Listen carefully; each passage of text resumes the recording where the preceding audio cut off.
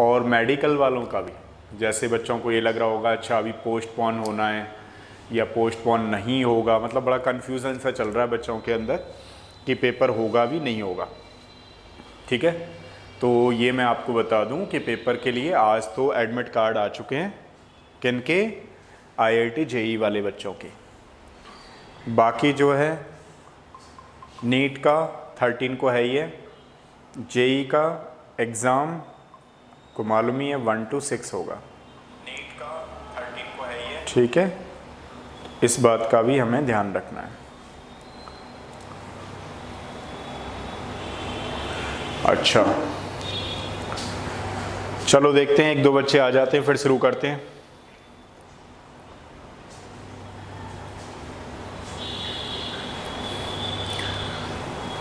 P block elements कराएंगे।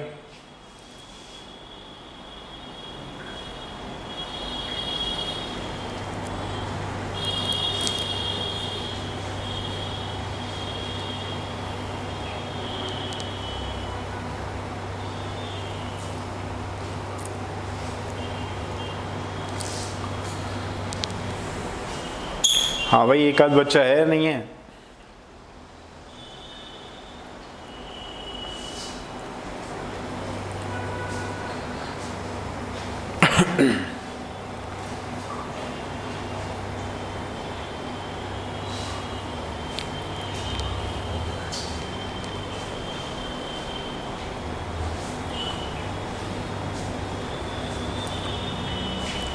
चलो देखो शुरू करते हैं। कार्बन के एलोट्रॉप्स, वैसे मैं सोच रहा था कि आपको 5 to 10 मिनट्स बताऊं बच्चों को, लेकिन अभी आए नहीं है तो कोई बात नहीं है, मैं करा देता हूं। पी ब्लॉक एलिमेंट्स हम लोग करते हैं। चलिए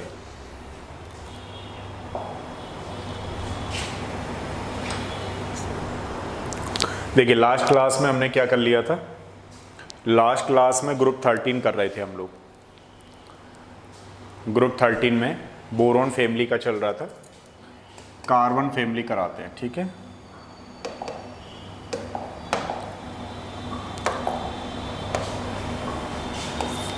अच्छा कार्बन फैमिली के हमने क्या किए थे, जनरल प्रॉपर्टीज कर ली थी।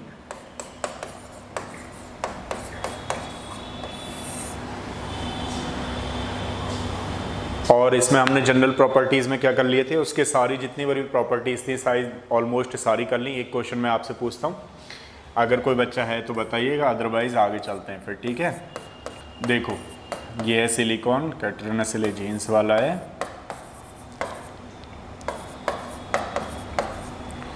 कौन बच्चा बताएगा इसमें बॉन्ड डिसोसिएशन एनर्जी का ऑर्डर क्या होगा?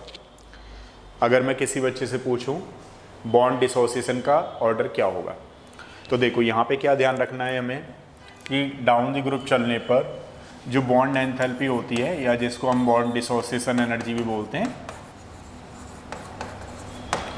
ठीक है, वो डिक्रीज करेगी। तो सबसे ज़्यादा किसकी होगी? कार्बन की। फिर सिलिकॉन, जर्मेनियम एंड टिन। तो हमने क्या देखा भाई, डाउन द ग्रुप चलने पर बॉन्ड एंथैल्पी की वैल्यू डिक्रीज करती जाती है। ठीक है, ये भी क्वेश्चन है, इसको आपको ध्यान रखना है। अब थोड़ा सा कर लेते हैं एक interesting topic, allotropes of carbon, क्योंकि शायद हमने इसके एनामलस बिहेवियर भी देख लिया था। स्मॉल साइज होता है, इलेक्ट्रॉन नेगेटिविटी जितनी ज़्यादा हो सकती है वो कार्बन की होगी, क्योंकि डाउन द ग्रुप चलने पर डिक्रीज करती है। ठीक है, अब जैसे अगर हम बात करें एलोट्रॉप्स ऑफ कार्बन,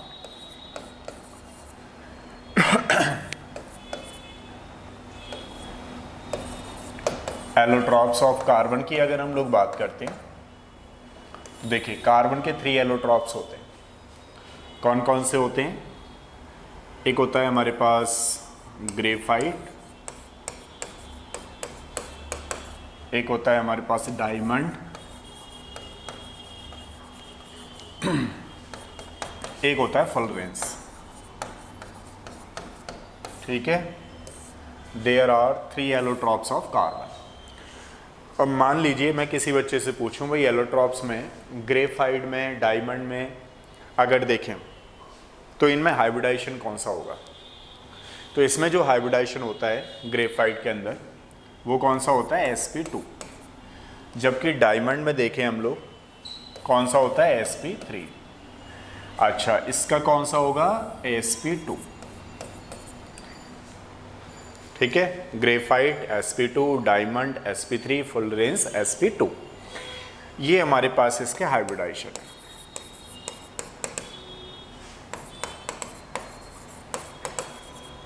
तो अब अगर हम बात करें इसके हाइब्रिडाइजेशन के बेसिस पे ज्योमेट्री क्या होगी, स्ट्रक्चर क्या होगी, तो देखिए ज्योमेट्री के बारे में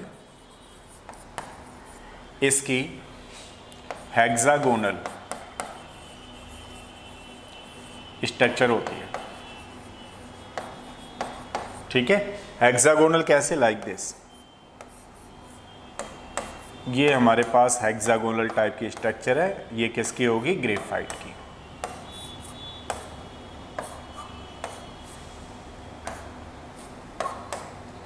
तो ये हेक्सागन रिंग बनती जाएंगी, तो हम लोग क्या बोलते हैं, हेक्सागोनल प्लेनर। अब जैसे मान लीजिए डायमंड है हमारे पास, तो डायमंड की कौन सी होगी, टेट्राहेड्रल। sp3 हाइब्रिडाइजेशन में टेट्राहेड्रल होती है।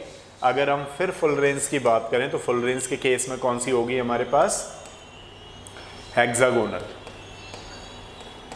अब हेक्सागोनल और पेंटागोनल दोनों ही बोल सकते हैं, लेकिन इसमें अगर थोड़ा सा देखें तो हमारे पास दो केस होते हैं कि टोटल जो रिंग होती है इसमें, टोटल रिंग्स इसमें जो होती हैं वो कितनी होती हैं, 32 होती हैं। अब 32 रिंग में क्या होता है कि जैसे मान लीजिए 20 रिंग्स जो होती हैं वो 6 मेंबर्ड रिंग होती है, 6 मेंबर्ड रिंग। ठीक है, और जो 12 होती हैं, 12 कैसी होती हैं, पेंटागोनल, यानी कि 5 मेंबर्ड रिंग होती है। ठीक है, अब अगर इसके केस में हम लोग देखें, sp2 हाइब्रिडाइजेशन ग्रेफाइट का, डायमंड का हो गया sp3, फुल रेंज का कौन सा हो गया sp2, और हेक्सागोनल स्ट्रक्चर है, इसकी टेट्राहेड्रल है, इसकी फर्दर हेक्सागोनल है। लेकिन हेक्सागोनल कहना सही नहीं रहेगा, बेसिकली तो हेक्सागोनल पेंटागोनल दोनों ही होती हैं, क्योंकि इसमें हमें ये ध्यान रखना है टोटल रिंग्स जो होती हैं वो 32 होती हैं। 32 में 20 रिंग्स जो होंगी वो 6 मेंबर्ड रिंग होती हैं, और 12 जो रिंग होंगी वो 5 मेंबर्ड रिंग यानी पेंटागोनल रिंग होती हैं। इसको हम 6 मेंबर, इसको हम 5 मेंबर्ड रिंग भी बोल सकते हैं। This is the 5 membered ring. ठीक है, तो 5 मेंबर्ड कितनी हो गई हमारे पास, 12, एंड 6 मेंबर्ड कितनी हो गई, 20। टोटल अगर देखेंगे तो कितनी होंगी, 32। अब जैसे मान लीजिए अगर हम बात करें इसी में कि इनमें से बॉन्ड लेंथ कार्बन कार्बन के बीच में किसकी ज़्यादा होगी, किसकी कम होगी, डायमंड की ज़्यादा होगी। हाँ, गुड इवनिंग आदित्य। चलो देखो, ये करा रहे थे, एक बार बता देता हूँ फर्दर। ये कर रहे हैं हम लोग एलोट्रॉप्स, किसके, कार्बन के। उस दिन मैंने आप लोगों को बताया था कि भाई कार्बन जो है जनरल प्रॉपर्टीज़ हमने ख़त्म कर ली थी, अब थोड़ा एलोट्रॉप्स करते हैं। तो एलोट्रॉप्स में 3 एलोट्रॉप्स होते हैं, graphite, diamond and full range. इसमें थोड़ा हाइब्रिडाइजेशन देख रहे थे, कौन सा होगा, sp2। इसमें कौन सा वाला होगा, sp3 एंड sp2। हेक्सागोनल, क्योंकि sp2 हाइब्रिडाइजेशन होता है, उसकी दो चीज़ें हो सकती हैं, आइदर ट्राइगोनल प्लेनर हो सकता है या फिर हेक्सागोनल हो सकता है। तो इस तरीके से ये हमारे पास ग्रेफाइट था, ये डायमंड है, हेक्सागोनल। अब हेक्सागोनल में मैं आपको ये समझा रहा था कि इंडिविजुअल अगर हम लोग हेक्सागोनल ना बोल करके हेक्सागोनल पेंटागोनल बोलें तो वो ज़्यादा बेटर रहेगा। रीज़न क्या है, इसमें टोटल 32 रिंग होती हैं, जिसमें 20 रिंग जो होती हैं 6 मेंबर्ड रिंग होती हैं, 12 जो होती हैं वो कैसी होती हैं, 5 मेंबर्ड रिंग होती हैं। अब हम आगे की बात करें तो पहला क्वेश्चन मेरा ये है कि इन दोनों में, है ना, डायमंड एंड ग्रेफाइट में CC बॉन्ड लेंथ किसकी ज़्यादा होगी, किसकी कम होगी।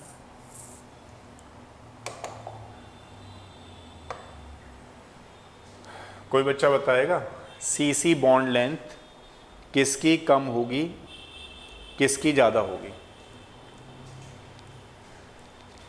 देखो अगर हम लोग देखें इसमें, कोई बच्चा बता रहा है, अच्छा हार्डेस्ट सब्सटेंस की बात कर रहे हो क्या आप लोग, थोड़ा सा और बता देता हूँ आपको ताकि कुछ अगर इसमें लग रहा है आपको तो कुछ नया हो जाएगा। देखो ये हार्ड होता है, और हार्ड क्या कहेंगे हम, हार्डेस्ट सब्सटेंस कहेंगे ऑन द अर्थ।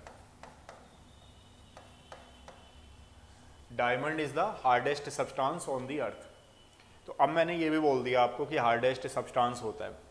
तो कोई बच्चा बताएगा कार्बन कार्बन बॉन्ड लेंथ किसकी ज़्यादा होती है? हाँ, ग्रेफाइट का ज़्यादा होगा। आदित्य देखो बताओ किसकी ज़्यादा होगी भाई? इन दोनों में से किसकी bond length, CC bond length ज़्यादा होगी? ये हमारे पास ग्रेफाइट है, ध्यान रखना, वो डायमंड है। कोई बच्चा बता रहा है?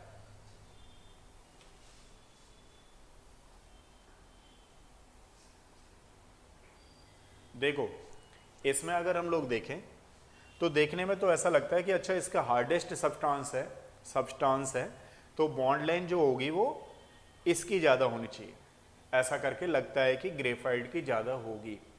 लेकिन एक्चुअली में आपको क्या देखना है, यहाँ पे हाइब्रिडाइजेशन देखना है। हाइब्रिडाइजेशन हमारे पास इसमें कौन सा है, sp2 है, और इसमें कौन सा sp3 है। लगभग सारे बच्चे जानते हैं कि अगर मैं हाइब्रिडाइजेशन पे बेस्ड बात करूं sp sp2 एंड sp3, तो देखो इसमें क्या होता है, सिंगल बॉन्ड कैरेक्टर होता है, जबकि इसमें डबल बॉन्ड कैरेक्टर होता है, इसमें ट्रिपल बॉन्ड होता है। तो सिंगल बॉन्ड कैरेक्टर की जो बॉन्ड लेंथ होती है वो ज़्यादा होती है। अब एक sp3 है एक sp2 है, तो बॉन्ड लेंथ का ऑर्डर क्या होगा, ये होगा, क्योंकि बॉन्ड एनर्जी का ऑर्डर कौन सा होता है, दिस वन। हम ऐसे ही बोल सकते हैं कि इसमें देखा जाए बेसिकली तो s कैरेक्टर ज़्यादा है, मतलब समझ रहे हो ना आप लोग, मतलब डबल बॉन्ड का कैरेक्टर इसमें ज़्यादा रहता है ग्रेफाइट में, जबकि यहाँ पे क्या है, sp3 हाइब्रिडाइजेशन है। तो sp3 हाइब्रिडाइजेशन होने की वजह से,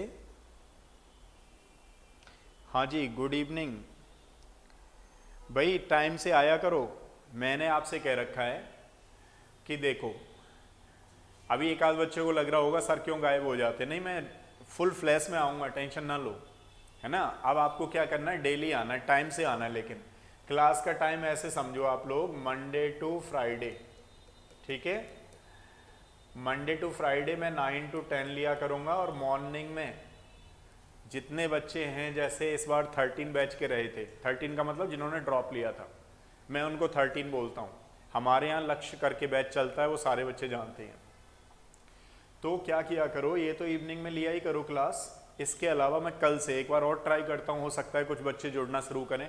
अभ्यास वाला जो टेस्ट पेपर है मैं दोबारा से कराना शुरू कर रहा हूँ, ठीक है। अब सैटरडे संडे को मैं कई बार सोचता हूँ कि चलो बच्चों को कुछ नया बताएं।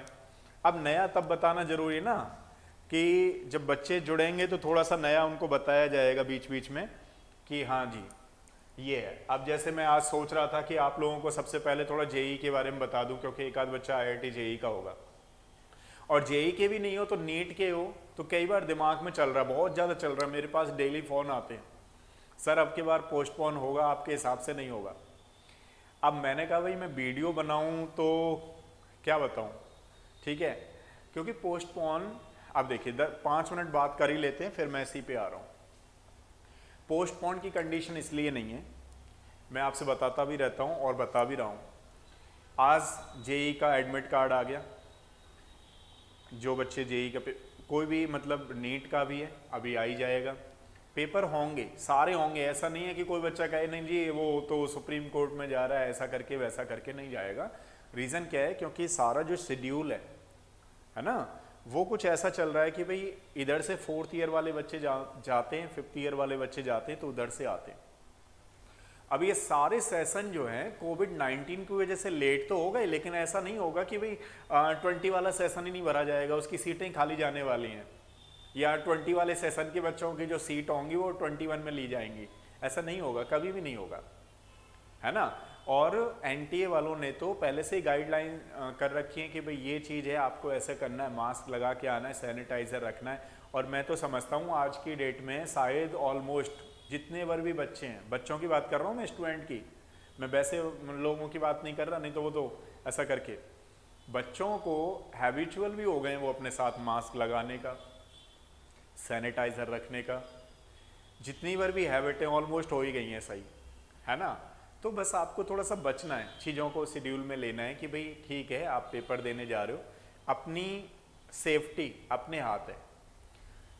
और ये भरोसे मत सोचो कि अच्छा चलो अभी तो 2 महीने और मिलेंगे अब 2 महीने नहीं मिलने वाले भाई, अब शेड्यूल में आएगा सारा कुछ, मतलब 20 का सेशन भरा जाएगा। अब मान लीजिए अगर सितंबर में नीट का पेपर हो रहा है, जेई का पेपर हो रहा है, तो इनको काउंसलिंग होते होते कब चला जाएगा, अक्टूबर चला जाएगा। समझना बात को मेरी, मैं क्या कह रहा हूँ। अब अक्टूबर में, ठीक है, तो अक्टूबर नवंबर चला गया एडमिशन का, ये जो प्रोसेस चल रही है, वैसे जनरली जो है सितंबर में क्लासेस शुरू हो जाती हैं मेडिकल वाले बच्चों की, है ना, और आईटी जेई वालों की अगस्त में शुरू हो जाती हैं। लेकिन सेशन तो लेट चल ही रहा है, लेकिन फिर भी ऐसा नहीं होगा आप सोचो कि नहीं दिसंबर में पेपर होगा और इधर की तरफ होगा, ऐसा नहीं होगा। मतलब अभी सारी चीज़ें नॉर्मल हैं, और नॉर्मल नहीं भी हैं तो हो जाएंगी, है ना। अपना इंडिया भी ट्राई कर रहा है वैक्सीन बनाने के लिए, और वैक्सीन चल भी रहा है, फेज चल रहे हैं उसके, तो 3rd फेज भी आएगा वैक्सीन का करने का इम्प्लीमेंटेशन। और बाकी अदर कंट्री से तो उतना ज़्यादा नहीं है, ठीक है, जैसे भी आ जाएगी। लेकिन अभी आप लोग दम लगा करके पेपर की तैयारी करो, क्योंकि जितना है, जैसे कई बार फ़ोन आए, मैंने बच्चों को वही बताया कि भाई अब मत सोचो कि डेट बढ़ेगी, ठीक है। अब बच्चों का क्या है, थोड़ा न्यूज़ ज़्यादा सुनते हैं, है ना, टीचर की बातों पे कम, न्यूज़ चैनल वालों की बातों में ज़्यादा ध्यान रखते हो आप लोग को, रखना भी चाहिए तो ज़्यादा न्यूज़ मत देखा करो। ज़्यादा न्यूज़ देखने से क्या होगा, मान लो सुबह से शाम तक कोरोना पे ही बोल रहे हैं वो लोग, क्योंकि उनका काम है बोलना। अब इतना डर गए आप लोग, अरे कोरोना कोरोना, मतलब रात को भी सोते हुए भी कोरोना आ रहा है, मतलब दिमाग में आ रहा है ना, ऐसा वो मतलब बैठ जाती हैं चीज़ें। तो ज़्यादा न्यूज़ मत देखा करो। इसीलिए जब भी आपको लगे कि हाँ भाई कुछ करना है, तो एक अपना इंटरेस्ट का खेल खेल लिया कुछ देर के लिए। मान लो अभी आप 13 बैच के हो, 12th के हो, 11th के हो, आधे 1 घंटा अपने लिए थोड़ा इंटरटेनमेंट का भी, इंटरटेनमेंट कुछ लिख रहे हो तो लिख लो, कविता लिख लो, क्या दिक्कत है, गाना लिख लो, क्योंकि अकेले में रहते हो तो गाने की बहुत याद आती होगी आप लोगों को, गाना लिखो कुछ, ठीक है, मतलब कुछ अपना करो, ताकि आप लोगों को लगे कि हाँ मैंने अपना डेवलप किया है, ऐसा करके करो। तो वो चीज़ें प्रोसेस में होती रहनी चाहिए। ऐसा नहीं कि सुबह से शाम तक न्यूज़ पे लगे हुए हैं कि अच्छा न्यूज़ वाला ऐसा बोल रहा है तो ऐसा होगा, ऐसा नहीं होगा, क्योंकि वो चीज़ें हैं ना, वो छोटी सी चीज़ों को हाइपरबोला बना करके बोलते हैं, ठीक है। और उनका काम है ये, जिसका जो काम है वो काम करते रहना चाहिए उसको, वो अपना कर रहे हैं काम, इधर आपका काम है पढ़ना, और बातों पे थोड़ा कम ध्यान रखना, क्योंकि ऑलमोस्ट क्या होता है जब हम किसी चीज़ को बार बार चीज़ों को देखते रहते हैं, अब जैसे इसी की प्रैक्टिस है, कोई बच्चा बार बार करता रहेगा तो उसको आ ही जाएंगी। अब मान लीजिए ज़्यादा न्यूज़ देख रहा है तो उसको ये लगेगा अच्छा बिल्कुल ये सही चल रही है न्यूज़, अभी तो पेपर और पेंडिंग में जाने वाला है, अब नहीं जाएगा। फाइनली आप समझ लीजिए, और एडमिट कार्ड आ भी चुका है, और नीट का भी पेपर अपने टाइम पे ही होगा, गाइडलाइंस हो गई हैं, और हो गई पेपर। अपनी पढ़ाई में लगे रहिए, और पढ़ाई के साथ साथ, ठीक है, पढ़ाई के साथ साथ थोड़ा सा ये देखते रहो कि बीच बीच में रिलैक्स कर लो। रिलैक्स का मतलब समझ रहे हो, क्योंकि जब आप, मैंने आपको क्या बताया, जब आपको लगे कि पढ़ रहे हो तो पढ़ने में क्या है, थोड़ा सा माइंड टाइटनेस हो जाती है कई बार, है ना। तो जब आपको लगे कि अच्छा थक रहे हैं तो वो टीवी मत देखो, आप टीवी देखने से बेटर है कि रिलैक्स ले लो, मतलब सो जाओ, नींद ले लो पूरी। अब जब भी 2-3 काम करने हैं आपको रेगुलर में, है ना, पढ़ना है प्लस सोना है, पढ़ो फिर सो जाओ, पढ़ो फिर सो जाओ। अब आप कहोगे खाना तो आया नहीं बीच में, नहीं खाना भी आ जाएगा बीच में। मेरा कहने का मतलब यही है कि मान लो आपने 2-3 घंटे पढ़ लिए तो बीच में 1 घंटे का रिलैक्स ले लो, सो जाओ, है ना, बाकी बातें देखने से बेटर है। और यकीन के साथ मानिए कि आप पेपर की तैयारी बहुत ज़्यादा करते रहो, जितनी प्रैक्टिस बने, डे एंड नाइट लगा दो उसमें। डे एंड नाइट में मैं ये नहीं कह रहा हूँ कंटिन्यूस में पढ़ो, मैं यही कह रहा हूँ बार बार आपको कि 3 घंटे पढ़े, 2 घंटे पढ़े, आपको लगता है 2 घंटे पढ़ पा रहे हो, 2 घंटे पढ़ो, फिर आधे घंटे रिलैक्स करो, आंखें बंद करके आधे घंटे पढ़े भी रहोगे तो आपको ये लगेगा कि हाँ कुछ एनर्जी आपके अंदर आ रही है, ठीक है। क्योंकि एनर्जी का सोर्स तो बस एक ही है, नींद है। नींद ज़्यादा नहीं ले पा रहे हो तो कम सही, लेकिन आंख बंद करके थोड़ा सा रिलैक्स कर लो, जिससे आपको ये नहीं लगेगा कि अच्छा ये चीज़ है। नहीं तो फिर आप देखते रहेंगे फ़ोन में तो फिर सिर दर्द तो करेगा ही करेगा, क्योंकि एक तो आप पढ़े हैं फिर कुछ फ़ोन में लगे हैं, और फ़ोन में एक और बीमारी है। एक बीमारी है कि मान लो आप सोच रहे हो अच्छा 5 मिनट में थोड़ा एंटरटेनमेंट करता हूँ फिर दोबारा पढ़ने बैठ रहा हूँ, ऐसा करके आप सोच रहे हो तो 5 मिनट की जगह 25 मिनट कब निकल गए आपको मालूम ही नहीं पड़ेगा, उसका स्क्वायर चला जाएगा। ये फैक्ट है, क्योंकि आप सोचोगे चलो एक ही तो देखना है मुझे, क्या दिक्कत है, मैं तो फिर दोबारा बैठ जाऊंगा। अब वहाँ पे वो दूसरी चीज़ आ जाएगी जो आपका नहीं भी होगी तो भी आप देखोगे, है ना। तो इन थोड़ी थोड़ी चीज़ों को कंट्रोल करके आपको डेली रेगुलर बेसिस पे पढ़ते रहो। तो चलो मैं थोड़ा सा आज आपको ये बता रहा हूँ तो कर लेते हैं, और जिस बच्चे को नहीं मालूम है उनको मैंने बता ही दिया है, बाकी का सब बच्चों को ऑलमोस्ट मालूम ही पड़ जाएगा। एडमिट कार्ड आ चुके हैं, डाउनलोड कर लो, पेपर की तैयारी आपने अच्छी कर रखी है, बस उसको रिवाइज़ कर लो, ठीक है। क्योंकि आज कितनी हो गई, 17 हो गई, तो 17 में आप देख लो 13 डेज तो इसके बचे हुए हैं इधर जेई वालों के, और उधर नीट का पेपर है। तो अपना पूरा रिवाइज में लगा दो, आपने सारी चीज़ें पढ़ रखी हैं, जहाँ जहाँ पे आपको लग रहा है, जैसे इसको भी पी ब्लॉक एलिमेंट को थोड़ा सा देख लो बार बार, है ना। जहाँ पे आपको लग रहा है ये मिस्टेक कर रहे हो तो उस चीज़ को कोशिश करो दोबारा ना दोहराओ। चलो, हालांकि मेरा आज ये टॉपिक नहीं था, लेकिन फिर भी मैंने कहा चलो एक बार बच्चों को बता देता हूँ, कहीं वो ऐसा ना सोचें कि भाई एडमिट कार्ड तो हमें मालूम ही नहीं आया भी नहीं आया, क्योंकि अभी भी एक आध बच्चा कल मुझे फ़ोन करेगा, सर अभी क्या है, मतलब होगा ये पेपर नहीं होगा, ऐसा करके। तो चलो कोई नहीं, पहले इसको कर लेते थोड़ा सा टॉपिक को, ठीक है। फिर एक सेशन आपके लिए रखा करेंगे सैटरडे या संडे में से कोई डे निकाल करके, जैसे आपको थोड़ा सा और इम्प्रूवमेंट के लिए बताते रहें चीज़ों को। तो देखो यहाँ पे बात चल रही थी, ये हमारे पास है। अब मेरा क्वेश्चन ये था सीसी बॉन्ड लेंथ किसकी ज़्यादा है, तो ध्यान रखना इसमें हमें ऐसा लगता है कि अच्छा इसकी ज़्यादा होंगी, लेकिन इसकी होती है क्यों, क्योंकि हाइब्रिडाइजेशन पे बेस्ड है ये। हाइब्रिडाइजेशन इसका कौन सा हो गया बताओ, sp3 है ना, टेट्राहेड्रल, तो इसकी सीसी बॉन्ड लेंथ जो होती है वो ज़्यादा होती है। मोर लिख दूँ वो ज़्यादा बेटर है, वैल्यू लिखने से कोई फ़र्क नहीं पड़ने वाला। वैसे तो 154 पिकोमीटर होती है इसकी वैल्यू सीसी बॉन्ड लेंथ की, ठीक है, मैं बात कर रहा हूँ सीसी बॉन्ड लेंथ की। अब अगर इसमें हम देखें तो इसकी 141 होती है पिकोमीटर। इसका रीज़न क्या था, बॉन्ड लेंथ ज़्यादा होने का, उसका कम होने का। इसका रीज़न ये था कि यहाँ पे क्या है, हेक्सागोनल बन रहे हैं, है ना। हेक्सागोनल में क्या होगा इधर कि बॉन्ड भी होंगे, 3 बॉन्ड होंगे, तो एक कार्बन जो है, 1 कार्बन कहीं से ही पकड़ लो, यहाँ से देख लेते हैं। ये जो कार्बन है 3 सिग्मा बॉन्ड से होता है, 1 2 एंड 3। जो इसका 4th इलेक्ट्रॉन है वो क्या करता है, पाई इलेक्ट्रॉन बनाने में टेक पार्ट करता है। दोबारा से सुनेंगे, इन ग्रेफाइट में जो कार्बन होता है, carbon carbon each and every carbon 3 sigma bonded से जुड़ा होता है। 4th वाला जो इलेक्ट्रॉन्स होता है, अब जैसे मान लीजिए यहाँ पे बॉन्ड बन रहा है, यहाँ पे ये बॉन्ड बना, तो ये इसके 4th इलेक्ट्रॉन से बॉन्ड बना नेक्स्ट वाले कार्बन से शेयरिंग करने पे। इसका 1 इलेक्ट्रॉन, क्योंकि every carbon having 4 electrons, tetrahedral होता है, तो 3 से तो सिग्मा बना रहा है, और 1 से इस रिंग में क्या है, पाई बॉन्ड बनाने में टेक पार्ट करता है, ठीक है, समझ में आया। अब थोड़ी सी बात यहाँ पे कर लेते हैं। जैसे मैं किसी बच्चे से पूछूं, बताइए इन तीनों में प्योरेस्ट फॉर्म ऑफ कार्बन कौन सा है, कौन बच्चा बताएगा, तीनों में प्योरेस्ट फॉर्म ऑफ कार्बन कौन सा होगा,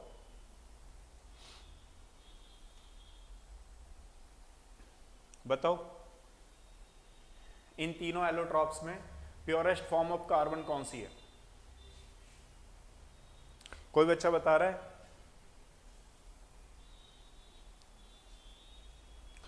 तनिष्का का डायमंड, हाँ तनिष्का सोचो सोचो, 11th का है भाई, ये 11th का डायमंड नहीं है। अभी कोई और दूसरा सोच के बताओ, चलो। हाँ जी, कौन बच्चा बता रहा है, 3 है ये मेरे पास, देखो ये ग्रेफाइट है, ये डायमंड है, ये फुलरेंस है। मैंने ऊपर इसलिए कर लिया क्योंकि मैं चाह रहा हूं कि एक ही साथ इनकी सारी प्रॉपर्टीज आपको बता दूं, ताकि कभी भी क्वेश्चन आए तो रहे ना, इसलिए मैंने इसको ऊपर नीचे कर रखा है। कोई बच्चा बताएगा प्योरेस्ट फॉर्म ऑफ कार्बन, ये एलोट्रॉप्स हैं, इन तीनों में से प्योरेस्ट फॉर्म कौन सी बोली जाएगी, बहुत ही इंपॉर्टेंट है, एक एक वर्ड इसके ध्यान रखने हैं आपको। इन तीनों में से प्योरेस्ट फॉर्म ऑफ कार्बन कौन सी बोली जाएगी, ग्रेफाइट, साक्षी, ग्रेफाइट नहीं है Sakshi, purest form of carbon होता है fullerenes, fullerenes is the purest form of carbon, ध्यान रखना। अब इसका रीजन क्या है, क्योंकि ये जो बनता है फुलरेंस, ग्रेफाइट को जब हम इलेक्ट्रिक आर्क देते हैं तो फुलरेंस बनता है, तो इसमें जितनी बार भी इंप्योरिटीज होती हैं, है ना, जितनी बार भी इंप्योरिटीज होती हैं वो हट जाती हैं, तो इसको हम लोग कौन सी बोलते हैं, प्योरेस्ट फॉर्म ऑफ कार्बन। अच्छा, दूसरी चीज, diamond is the hardest substance, what is the reason behind it? Reason बताइए, कौन बच्चा बताएगा? Diamond is the hardest substance, what is the reason behind it? हाँ जी भुजबल, बिल्कुल सही है आपका, फुल रेंज होगा, बिल्कुल सही है, फुल रेंज होगा। हाँ जी, मेरा दूसरा क्वेश्चन है, आपने सुना क्या? मेरा दूसरा क्वेश्चन ये था कि in diamond is the hardest substance on the earth, तो किसके बेसिस, बेस क्या है इसका कहने का? मोह स्केल पे बात कर रहे थे हम लोग, तो इसका रीजन क्या? रीजन कौन बच्चा बताएगा? रीजन पूछता है आपसे कि डायमंड जो है हार्डेस्ट है, रीजन क्या है हार्डेस्ट होने का? कोई बच्चा बता रहा है?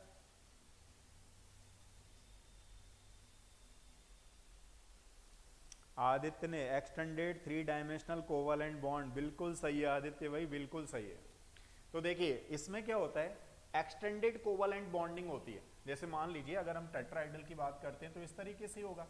अब इसमें एक्सटेंडेड कोवलेंट बॉन्डिंग मतलब ऐसा करके, मतलब ऐसा करके, मतलब ऐसा करके, ये एक्सटेंडेड कोवलेंट बॉन्डिंग होती रहती है, जिसकी वजह से क्या है, केज लाइक स्ट्रक्चर्स बन जाती है, हार्डेस्ट सब्सटेंस हो जाता है। एक्सटेंडेड 3 डायमेंशनल कोवलेंट बॉन्डिंग की वजह से जो डायमंड होता है that is the hardest substance on the earth.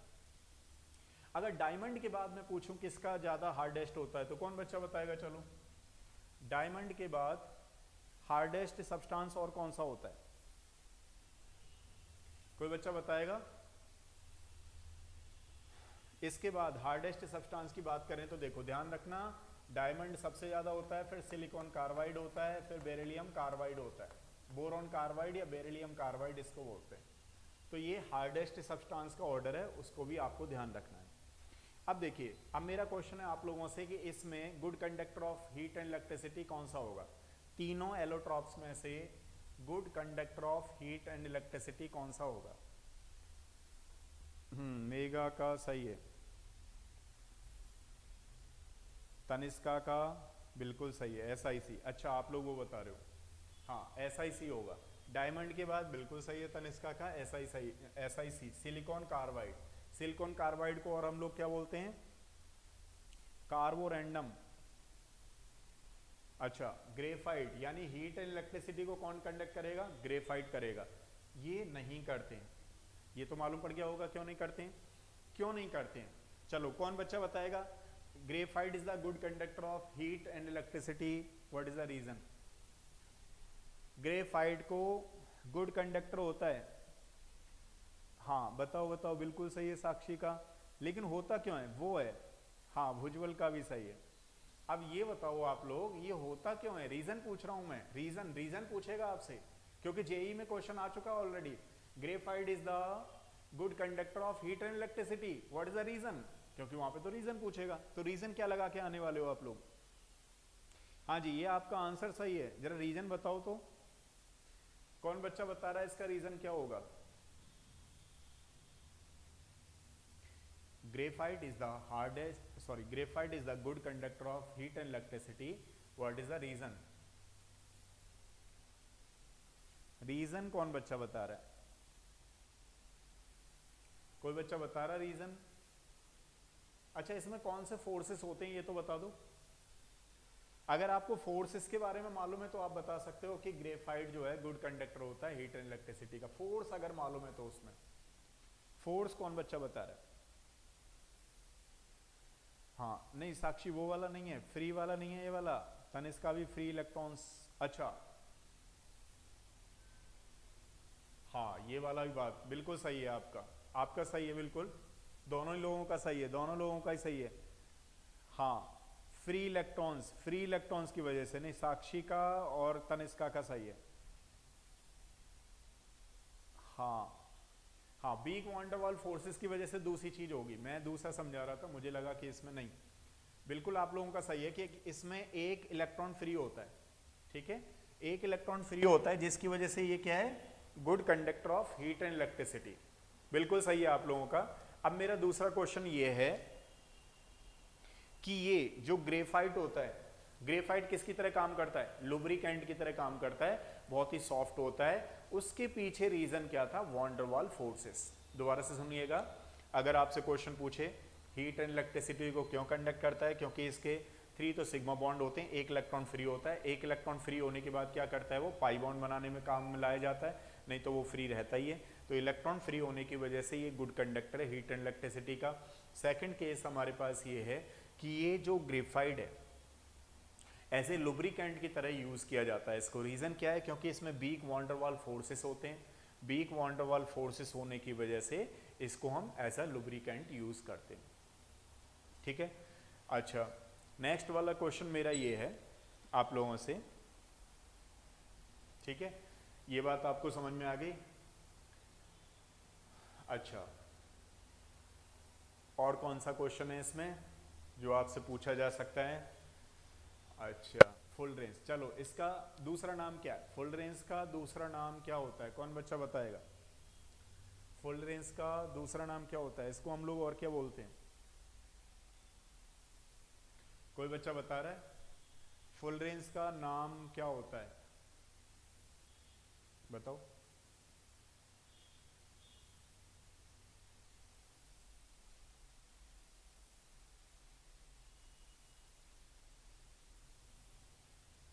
Full range का दूसरा नाम क्या होता है? इसको जो डिस्कवर किया था वो तो कार्ल वगैरह ने किया था, और 1996 में इनको नोबेल प्राइज मिला था, एफएम कर्ल वगैरह को। लेकिन ये जो फुल रेंज है, फुल रेंज को हम लोग बकमिंस्टर फुल रेंज बोलते हैं।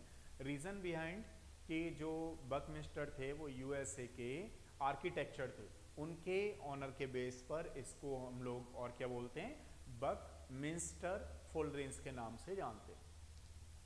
ठीक है, अच्छा बताओ, चलो इसकी जो हैं कार्बन के कई सारी फॉर्म पाई जाती हैं। कुछ फॉर्म एलोट्रॉप्स क्रिस्टलाइन होती हैं, कुछ फॉर्म एमोर्फस होती हैं। तो कौन बच्चा बताने वाला है कार्बन के ये वाले जो हैं वो कौन से वाले, एमोर्फस हैं या क्रिस्टलाइन है? ये जो एलोट्रॉप्स हैं वो कौन से हैं? हाँ बिल्कुल सही है तनिष्का का। अब क्वेश्चन मेरा दोबारा से आप सुनो, मैं क्या कह रहा हूँ, मैं ये पूछ रहा हूँ आप लोगों से कि carbon having several forms like that crystalline substances, amorphous substances, तो ये जो कंसीडर कर रहे हैं हम लोगों को, हम लोग इसको देख रहे हैं ग्रेफाइट, डायमंड, फुल रेंज, ये कौन सी वाली फॉर्म में आती हैं उसकी? और चारकोल हुआ, कोल हुआ, ये कौन सी फॉर्म में आएंगी? कौन बच्चा बता रहा है?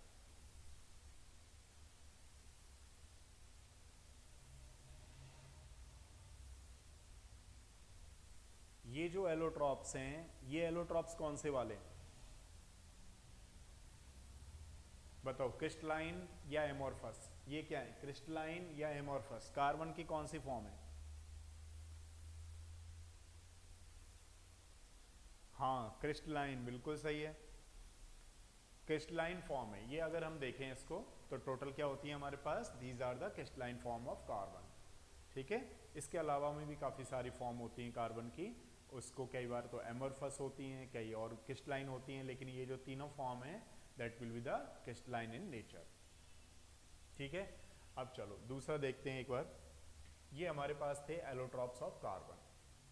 तो आपको ध्यान रखना है graphite, diamond and full range, है ना।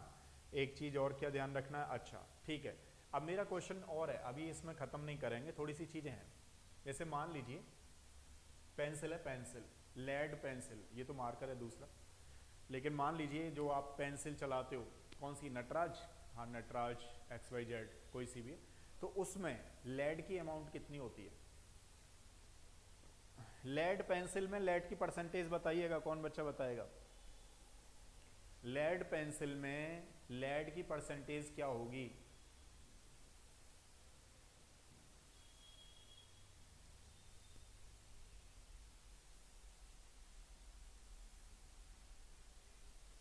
हाँ बिल्कुल सही है, आदित्य का बिल्कुल सही है, 0% होगी। लेड पेंसिल में लेड की परसेंटेज 0 होती है। रीज़न क्या है? देखो अब ये से मार्कर का कोई नाम लिख रहा है, मतलब पेंसिल पे किसी चीज़ का नाम लिख रहा है, वो क्या है? लेड ही तो होता है, क्योंकि थोड़ा सा साइननेस लाने के लिए उसमें लेड का यूज़ करते हैं, तो वो हो गया उसमें। लेकिन यहाँ जो अंदर पेंसिल से काम कर रहे हैं हम लोग, जिसको बोल रहे हैं पेंसिल, जिस पेंसिल से काम कर रहे हैं वो लेड नहीं काम कर रहा है, वो क्या कर रहा है, उधर ग्रेफाइट काम कर रहा है।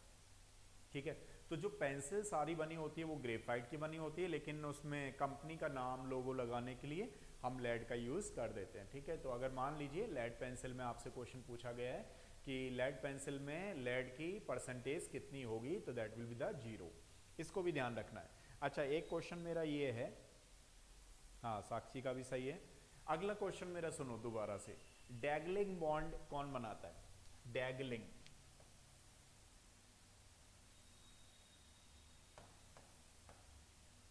डैगलिंग बॉन्ड होते क्या है और इनमें से कौन बनाता है? कौन बच्चा बताएगा? डैगलिंग बॉन्ड कोई बच्चा बता रहा है क्या? अच्छा, कुछ ज्यादा हो गया है कि कंजेस्टेड टाइप का? इसको थोड़ा कंजेस्टेड को कम कर देते हैं, अब फिर दोबारा लिख देते हैं ताकि एक आध क्वेश्चन और भी हो दिमाग में तो कर सकें हम लोग उसको। ये डायमंड है और ये फुल रेंज है। मेरा क्वेश्चन आप लोगों से ये है कि ये डैगलिंग बॉन्ड क्या होते हैं? NG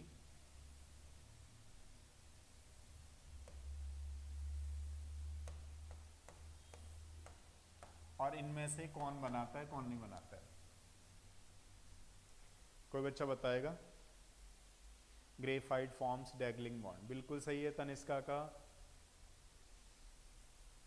और आदित्य का भी सही है। साउंड नहीं आ रहा है सही? अच्छा, एक बार साउंड बताओ भाई, एक बार साउंड चेक करके बताओ तो। देखो भाई अल्फा फैक्ट्स, साउंड सही आया नहीं आया पहले?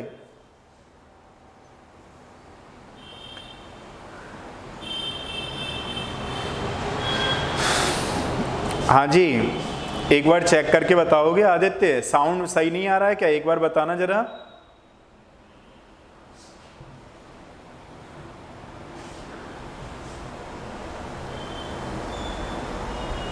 अच्छा, सही है।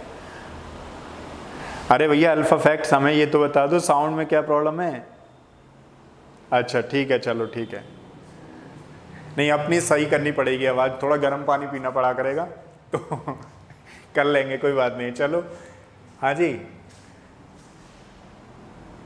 ठीक है ठीक है ठीक है, चलो कोई बात नहीं, बीच में बताते रहा करो अगर कुछ ऐसा चल रहा है तो बताओ थोड़ा। डैगलिंग बॉन्ड, हाँ तनिष्का ने बता दिया और आदित्य ने बना दिया। देखो इसमें क्या होता है, जैसे फ्री स्पेस होता है ना, अब फ्री स्पेस होता था ना इधर ग्रेफाइट की स्ट्रक्चर में, तो ये फ्री स्पेस में क्या है, थोड़ा सा अगर हम लेड का पाउडर डालें तो वहाँ पर ये बॉन्ड बन जाता है उसके फ्री साइड्स में जा करके, इसको बोलते हैं डैगलिंग बॉन्ड। लेकिन क्योंकि ये काफ़ी कॉम्प्लिकेटेड होता है तो इसमें तो बन ही नहीं सकता।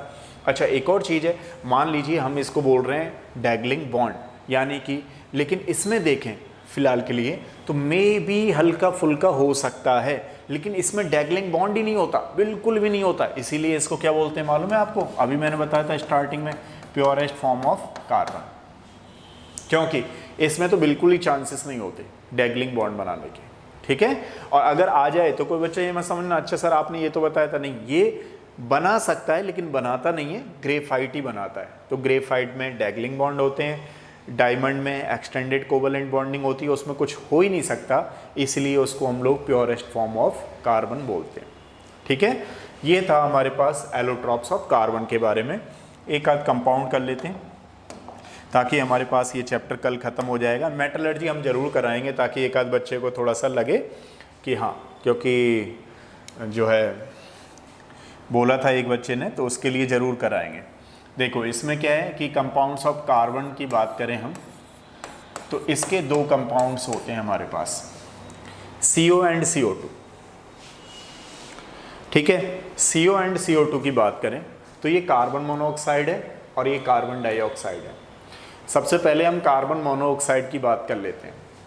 इसकी प्रिपरेशन मेथड देखिए क्या होता है कि जैसे कार्बन है, कोक है, कोक की हम लोग लिमिटेड सप्लाई करते हैं इसकी।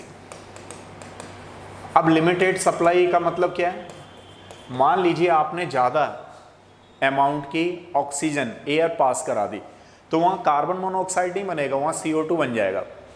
इसलिए हमें इस बात का ध्यान रखना पड़ेगा कि ये लिमिटेड ली जाती है, तो हमारे पास कार्बन मोनोऑक्साइड बनता है।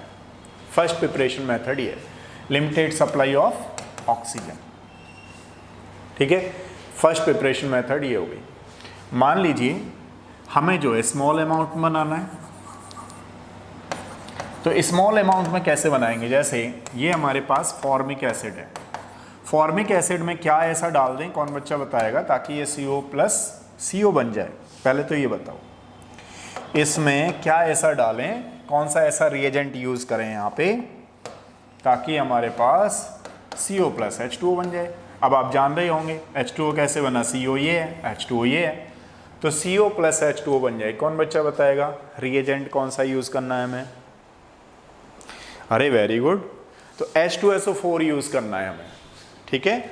यहाँ पे जब हम लोग कंसनट्रेटेड H2SO4 यूज करते हैं तो उसके केस में क्या है, वाटर मॉलिक्यूल रिमूव हो जाता है। तो ये हमारे पास स्मॉल अमाउंट की CO की प्रिपरेशन मेथड है। दोबारा से सुनिएगा, कोक को जब हम लिमिटेड सप्लाई करते हैं एयर की तो उस समय हमें कार्बन मोनोऑक्साइड बनता है। ये मैंने नंबर ऑफ मोल्स बैलेंस नहीं किए हैं, थोड़ा सा ध्यान रखिएगा, ऐसे है। स्मॉल अमाउंट में अगर हमें मालूम बनाना है तो क्या करेंगे, फॉर्मिक एसिड लेंगे, उसमें कंसनट्रेटेड H2SO4 डालेंगे। सारे बच्चे जानते हैं कि जो H2SO4 होता है वो क्या है, डिहाइड्रेटिंग एजेंट है, वाटर का रिमूवल करेगा, बन गया। अगर मान लीजिए हमें बात करें हम इंडस्ट्रियल मेथड की, ठीक है, इंडस्ट्रियल मेथड की बात करें तो कैसे बनता होगा ये, तो देखो क्या होता है, कोक होता है, सॉलिड ले लेते हैं इसको, कोक मतलब सॉलिड, इस पर स्टीम पास कराई जाती है, गैस। तो यहाँ पे क्या है, CO+H2O बनती है, CO+H2, ये स्टीम है, ठीक है। ये इसकी इंडस्ट्रियल मेथड है।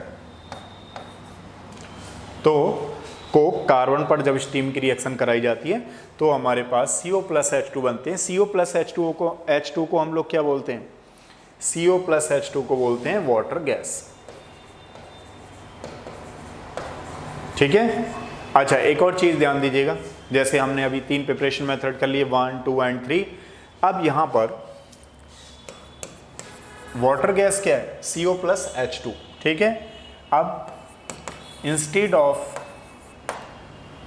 steam we also use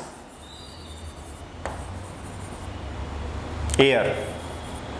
अब एयर जानते हो आप लोग, एयर में कौन कौन सी गैसें होती हैं, बहुत सारी गैसेस होती हैं, जिनमें से मेनली 2 गैसें तो इंपॉर्टेंट है, वो आप जानते ही हो, कौन सी, O2 एंड N2। तो यहाँ पे एयर का यूज कर सकते हैं, जैसे मान लीजिए कोक है, सॉलिड है, एयर हमने यूज की, एयर का मतलब समझ रहे हो आप लोग, O2 एंड N2। तो जब यहाँ पे इसका ये मिक्सचर जो है वो एयर का है, तो इसको हम करते हैं तो क्या बनता है हमारे पास, CO+N2। नंबर ऑफ मोल्स में बैलेंस नहीं कर रहा हूँ, ध्यान रखना, ये एयर से आए, एयर के मिक्सर हैं। तो हम ये बता रहे हैं यहाँ पे कि जैसे मान लीजिए स्टीम है, स्टीम को ना लें हम लोग तो एयर यूज़ कर सकते हैं, एयर का मिक्सचर होगा दिस वन। तो हमारे पास क्या बना इधर, CO_N2, इसको क्या बोलेंगे हम लोग, producer gas. This is known as the producer gas. अब ये जो वाटर गैस है, प्रोड्यूसर गैस है, ये इनका बेसिक फंक्शन क्या होता है, इनका बेसिक फंक्शन है, ये जो है मेटलर्जिकल प्रोसेस में एज अ फ्यूल का काम करते हैं, ठीक है। और बेस्ट फ्यूल तो होती है मेटलर्जी प्रोसेस में भी ना लेकर के, अगर हम बात करें वाटर गैस, प्रोड्यूसर गैस, ये क्या है, फ्यूल्स हैं। मेटलर्जिकल प्रोसेस में CO काम करेगा, क्यों करेगा, क्योंकि CO is the best reducing agent, reducing agent होता है, इसलिए ये इसको मेटलर्जिकल प्रोसेस में काफ़ी सारे मेटल्स को रिड्यूस करने की, यानी कि उसमें से प्रेजेंट इम्प्योरिटीज़ को रिड्यूस करने के लिए काम में लाया जाता है, ठीक है। But water gas and producer gas is the best fuels. तो ये बात आपको प्रिपरेशन समझ में आई। अब थोड़ा इसकी प्रॉपर्टीज़ करेंगे हम लोग, ठीक है। CO की प्रॉपर्टीज़ ये थी इसकी प्रिपरेशन मेथड, दोबारा से देख लो, ठीक है। ये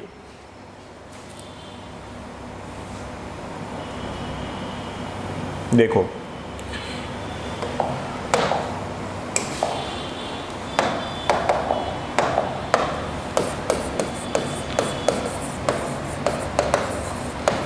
ये कैसी होती है, कलरलेस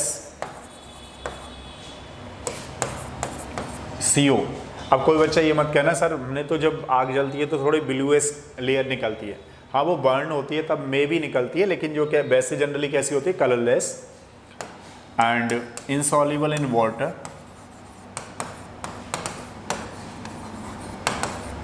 पॉइजनस होती है,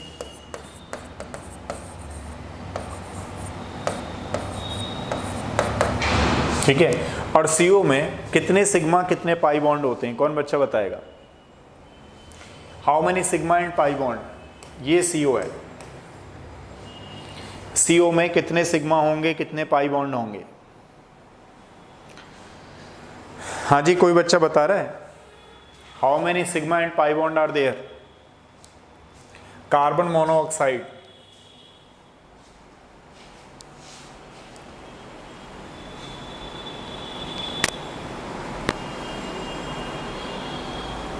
वन सिग्मा 2 पाई। हाँ जी और कोई बच्चा बता रहा है? 2 पाई बॉन्ड, 1 सिग्मा 2 पाई, बिल्कुल सही है ना। तो सारे बच्चों को ऑलमोस्ट सही है। देखो ट्रिपल बॉन्ड में क्या होता है, 1 सिग्मा प्लस 2 पाई, है ना। तो इसमें 1 सिग्मा एंड 2 पाई होगा, 1 सिग्मा 2 पाई, बिल्कुल सही है। तो इसमें अगर मैं किसी बच्चे से पूछूं ये डोनर होता है CO या एक्सेप्टर होता है, जैसे हमने BS3 पढ़ा था, आप लोगों को मालूम हो शायद, तो ये किस तरीके से होता है, मतलब CO एज अ डोनर का काम करेगा, यहाँ पे डोनर लिगेंड बोला जाता है या एक्सेप्टर लिगेंड बोला जाता है? बताओ कौन बच्चा बताएगा? CO के बारे में सारी बातें कर लेते हैं, कोऑर्डिनेशन केमिस्ट्री वगैरह से लेकर के। CO कैसा है, डोनर या एक्सेप्टर?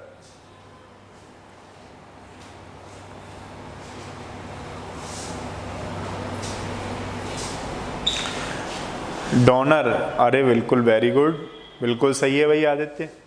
तो देखो CO क्या होता है, डोनर होता है। रीज़न क्या है, जैसे आप लोगों ने देखा होगा कि हमने BS3 के साथ इसको लगाया था कि ये एक्सेप्टर हो गया, ये CO को डोनेट कर रहा है, यानी कि जिस पे लॉन पे इलेक्ट्रॉन्स होते हैं वो भी उसको डोनेट करता है, क्योंकि this is the electron deficient species, है ना। और दूसरी वाली बात एक और है इसमें कि ये जो है CO, जैसे आपको मालूम है CO के केसेस में हमारा क्या है कि OMC होते थे। कुछ बच्चों को याद आ जाए जो बच्चे 12th किए हैं या 12th में जिन्होंने कोऑर्डिनेशन कंपाउंड पढ़ा है, तो OMC होते थे। OMC का मतलब ऑर्गेनोमेटलिक कंपाउंड्स। ऑर्गेनोमेटलिक कंपाउंड्स कितने टाइप के होते हैं, 3 टाइप्स के, sigma pi and sigma pi both, sigma bond pi bond, sigma and pi both. तो अगर मैं सिग्मा की बात करूं तो आप लोग जानते हैं सारे बच्चे ग्रिग्नार्ड रिएजेंट आ गया, मतलब सारी जगह सिग्मा है। पाई बॉन्ड की बात करूं तो मैं जैसे कि ये है हमारे पास,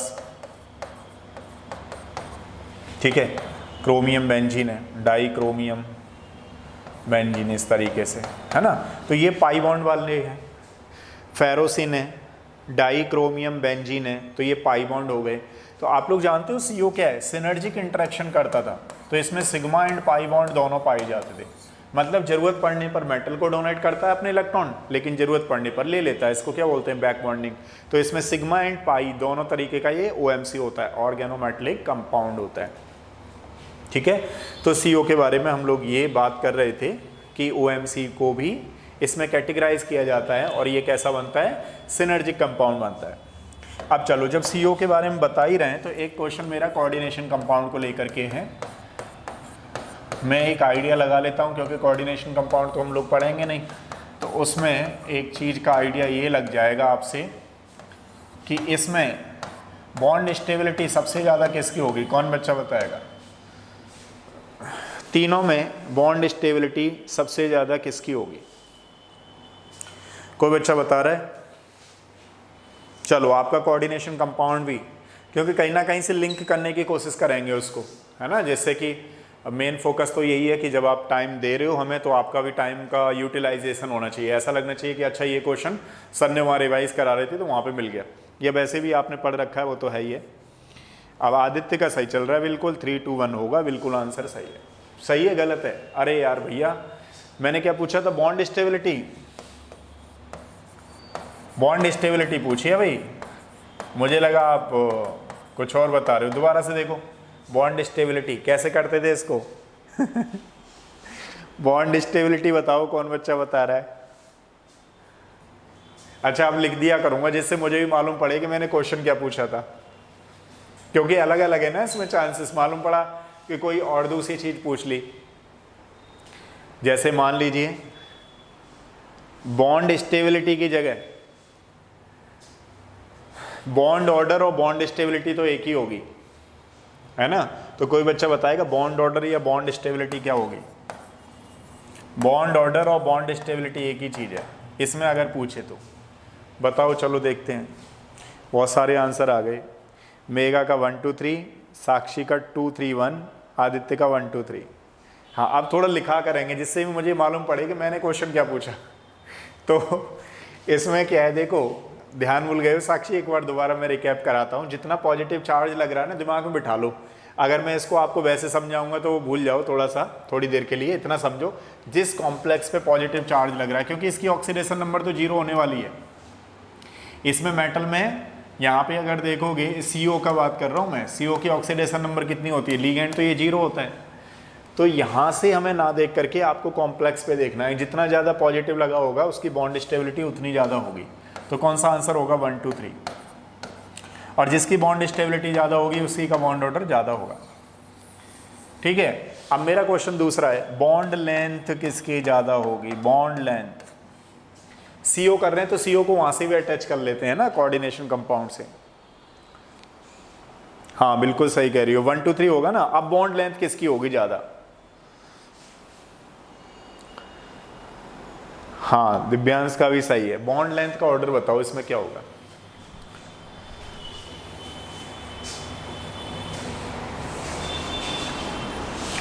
थ्री टू वन, बिल्कुल सही है।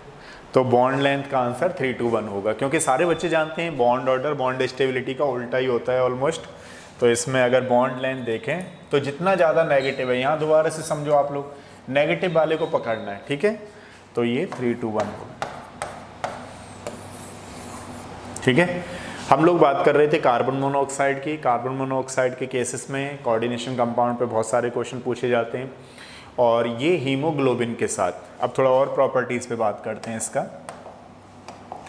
कार्बन मोनोऑक्साइड क्या करती है?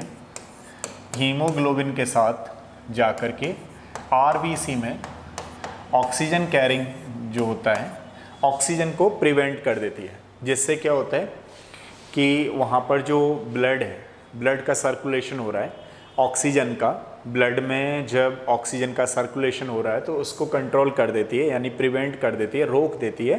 तो जिससे मे बी क्या हो सकता है? डेथ हो सकती है। अब जैसे मैं आपको अभी बता रहा था कि कार्बन मोनोऑक्साइड क्या होता है। हाँ, तो कार्बन मोनोऑक्साइड क्या होता है कि ये मेटल बेस्ट रिड्यूसिंग एजेंट भी होता है, जो मेटलर्जिकल प्रोसेस में मेटल्स को रिड्यूस, मेटल में प्रेजेंट इम्प्योरिटीज़ को रिड्यूस करने के काम में लाया जाता है। जैसे फॉर एग्जांपल मान लीजिए कि हमारे पास ये है और ये कार्बन मोनोऑक्साइड है, तो इसका क्या होगा? फर्दर आयरन बन जाएगा। आयरन बनने के बाद CO2 की फॉर्म में निकल जाता है ये। ठीक है। जैसे ZNO है, ZNO में carbon monoxide as a reducing agent काम कर रहा है यहाँ पे, तो फर्दर दिस वन। यानी कि अगर कार्बन मोनोऑक्साइड को हम फर्दर कंबंशन कराएं तो फर्दर कंबंशन पर क्या होता है, ये CO2 देता है और CO2 के साथ साथ हीट रिलीज करता है। ठीक है, ये चीज़ है। मतलब फर्दर अगर इसका ऑक्सीडेशन कर दिया जाए तो, क्योंकि वहाँ पर इसीलिए हम लोग प्रिपरेशन मेथड में क्या कर रहे थे, लिमिटेड अमाउंट की सप्लाई कर रहे थे ऑक्सीजन। क्योंकि अगर हमने ज़्यादा अमाउंट की सप्लाई कर दी तो उसके केस में CO ना बन करके फर्दर वो CO2 में जा सकता था। और इसको हम लोग बोलते ही हैं, क्या बोलते हैं कि मान लीजिए अगर इसका फर्दर कंबंशन करें या इसका फर्दर ऑक्सीडेशन करें, कंबंशन या ऑक्सीडेशन कर रहे हैं इसका, तो फर्दर ऑक्सीडेशन करने पर CO2 बनेगी और हीट रिलीज होगी। ठीक है, तो ये थे हमारे पास CO के बारे में बातें। और ये क्या करता है, ये ज़्यादा से ज़्यादा मतलब 300 टाइम्स मोर पॉइजनस होता है as compare to, more stable bond बनाता है किसके साथ, हीमोग्लोबिन के साथ। किसके कंपैरिजन में बात कर रहा हूं मैं, ये दोबारा से सुनिएगा, carbon monoxide are 300 times more stable bond with iron यानी haemoglobin as compare to oxyhaemoglobin, उसके कंपैरिजन में काफ़ी स्टेबल बॉन्ड बनाता है। और मे बी क्योंकि उसमें ऑक्सीजन का जो फ्लो होता है आरबीसी में उसको कंट्रोल करता है, प्रिवेंट कर देता है, कंट्रोल तो क्या रोक ही देता है। जब ऑक्सीजन ही नहीं फ्लो करेगी तो क्या हो जाती है, डेथ हो जाती है। ठीक है, तो एक और चीज़ है, एक मेरा क्वेश्चन ये है आप लोगों से, छोटी छोटी बातें पूछते रहेंगे आपसे। कौन बच्चा बताएगा इसका हाइब्रिडाइजेशन क्या है, CO का हाइब्रिडाइजेशन क्या होता है? हाँ भैया धर्मेंद्र बताओ, आपका एडमिट कार्ड आ गया है, तैयारी शुरू कर दो। क्या कह रहे हो, पूरी साल पढ़े हो तो ज़्यादा पढ़ो। हाँ जी, कौन बच्चा बता रहा है?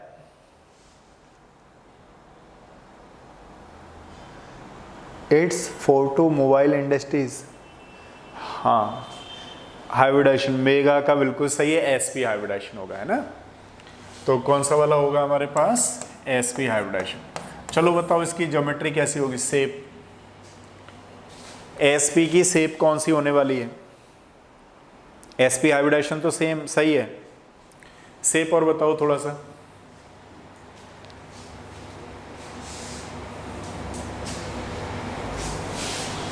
कोई बच्चा बता रहा है? CO लीनियर, हाँ बिल्कुल सही है। तो कौन सा होगा इसमें, शेप कौन सी होने वाली है बताओ, geometry linear, SP hybridization linear. ठीक है, तो देखो आज हमने क्या किया, आज हमने किया है, ये खत्म हो गया बेसिकली। तो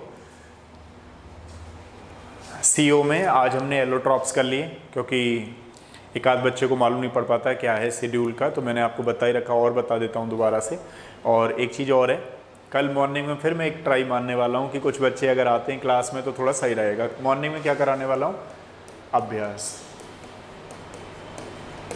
ठीक है, नीट और IIT JEE के लिए एक बार और कोशिश करते हैं कि कुछ बच्चे थोड़ा सा जुड़ें, क्योंकि अल्टीमेटली मेरा ये पर्पज़ होता है कि something is better than nothing, मतलब आपको नए नए क्वेश्चन मालूम पड़ते रहने चाहिए। अगर आप खुद से कर रहे हो तो भी कोई अच्छी बात है, वो कोई प्रॉब्लम नहीं है, लेकिन करते रहो, क्योंकि आपके जितने बार भी डाल रखे हैं साइज 60-70 तक तो मैंने ही देख लिए थे, वो है ना, डाउनलोड भी कर रखे हैं उनको एक एक करके, मैंने चलो कराऊंगा, लेकिन कुछ बच्चे इंटरेस्ट नहीं ले रहे थे तो बीच में बंद करना पड़ा।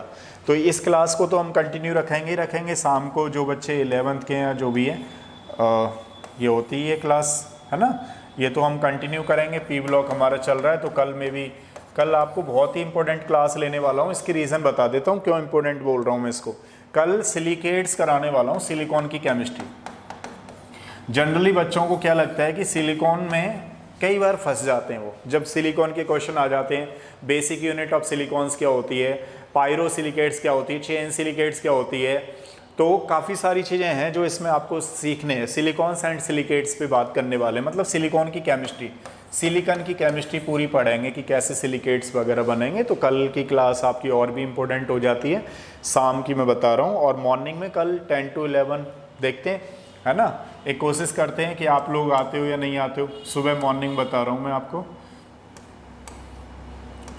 11 से कर लेंगे, क्योंकि एक आध बच्चा जगता नहीं है। ठीक है, आजकल नाइट में नाइट जग रहे हैं, तो नाइट बच्चों के हिसाब से करना पड़ता है हमें तो अपना टाइम। देखो ये करते हैं कल, ठीक है, जग जाना 11 बजे तक, पूरी रात पढ़ना है, कहने का मतलब ये है। तो फिर मिलते हैं आपसे सुबह मॉर्निंग में, एक बार ट्राई करेंगे। अगर आप लोग इसमें आ जाते हो, कुछ भी बच्चे आ जाते तो फिर इसको कंटिन्यू करेंगे, और ये तो चलेगी, इसको बाद में कर लेंगे। ठीक है, तो कल काफ़ी इंपॉर्टेंट हो जाएगी, बार बार बता रहा हूँ मैं, तो थोड़ा कोशिश करिएगा कि कल की क्लास तो ले ही लो। मॉर्निंग में एक आध बच्चा मुझसे कहता है, मैंने कहा भाई धर्मेंद्र क्यों नहीं आए, तो धर्मेंद्र कहता है सर मैं तो सो रहा था, मालूम ही नहीं पड़ा मुझे। तो पहले से ही बता देता हूँ, कल एक बार ट्राई करते हैं लेकर के। ठीक है, क्लास इस टाइम पर मिलेंगे, कुछ क्वेश्चंस डिस्कशन होते रहने चाहिए, है ना, आपके लिए नए क्वेश्चन होना बहुत ज़रूरी है। और मैं पहले भी कहता हूँ, अभी भी कहूँगा, जितना आपने ये काफ़ी सारा रिवाइज़ कर रखा है ना, थ्योरी तो पढ़ रखी है, जब तक आप न्यूमेरिकल्स नहीं करेंगे, जब तक आप उस थ्योरी को अप्लाई नहीं करेंगे, वो मज़ा नहीं आएगा। मतलब आप भूलने वाली कंडीशन में चले जाओगे। कहने का मतलब यही है। कई बार क्या करते हैं हम, क्वेश्चन से रिवाइज होती हैं चीज़ें। आप देखिएगा कभी भी, अगर आप मान लीजिए 1 घंटे में 20-30 क्वेश्चन भी कर पा रहे हो किसी भी चैप्टर के, तो आपको अंदर से कॉन्फिडेंस आने लगेगा। मतलब क्यों? क्योंकि आपको ये लगने लगेगा थ्योरी का एप्लीकेशन हो रहा है। अब थ्योरी, बहुत सारे बच्चे क्या करते हैं, थ्योरी पढ़ रहे हैं, थ्योरी पढ़ भी ली होगी आपने, इतना बार रिवाइज किया है, अब तो टाइम इतना मिला है इस बार तो कि बस 3 मई का 26 जुलाई हो गई, 26 जुलाई का ये 13 सितंबर हो गया, अब नहीं मिलने वाला भाई। लास्ट ये टाइम जितना था आपको मिल गया, अब आपको करते ही रहना है, ठीक है। तो मेरा कहने का अपना पर्पज़ है कि आपको थ्योरी आती है तो मेरे साथ आओ, 1 घंटे डिस्कस करते हैं, क्या दिक्कत है? फिर तो आपको अच्छा डिस्कशन चलने वाला है हमारा, क्योंकि आपको थ्योरी तो आने वाली है भाई। अब तो कोई बच्चा ये नहीं कहेगा सर मैं चैप्टर पढ़ रहा था, ये फैक्ट है, ये सुनूंगा भी नहीं। 13 वाले बच्चों से तो बिल्कुल नहीं सुनूंगा, जैसे आदित्य हुआ, साक्षी हुआ, ये सब ऐसा करके, क्योंकि आप लोगों ने पढ़ रखा है। आपको तो कोई भी कहीं से भी क्वेश्चन डाल दे, तुरंत आना चाहिए कि अच्छा ये चीज़ ऐसे है, ठीक है। तो कल करते हैं, फिर आपसे सुबह मिलते हैं, एक बार ट्राई करते हैं फर्दर कि आप आ पाते भी हो, नहीं हो, कहीं सोने तो नहीं लगे रहते हो। 2-3 दिन देखेंगे, अगर नहीं आए तो फिर बंद कर देंगे। ऐसा ही करना पड़ेगा ना, क्योंकि थोड़ा सा कहीं ना कहीं जब आपको मैं क्लास नहीं ले रहा होता हूँ तो काफ़ी सारे क्वेश्चन बना लेता हूँ, लेकिन एक बार ट्राई और करते हैं, ठीक है। तो फिर मिलेंगे, और शाम वाले बच्चों को तो मिलते हैं शाम को ही 9 to 10 मिलते रहेंगे। तब तक के लिए थैंक यू, आपने बेशकीमती बेशुमार टाइम हमारे लिए दिया, और नेक्स्ट क्लास में मिलते हैं, यानी कल मिलेंगे। तब तक के लिए thank you so much and good night.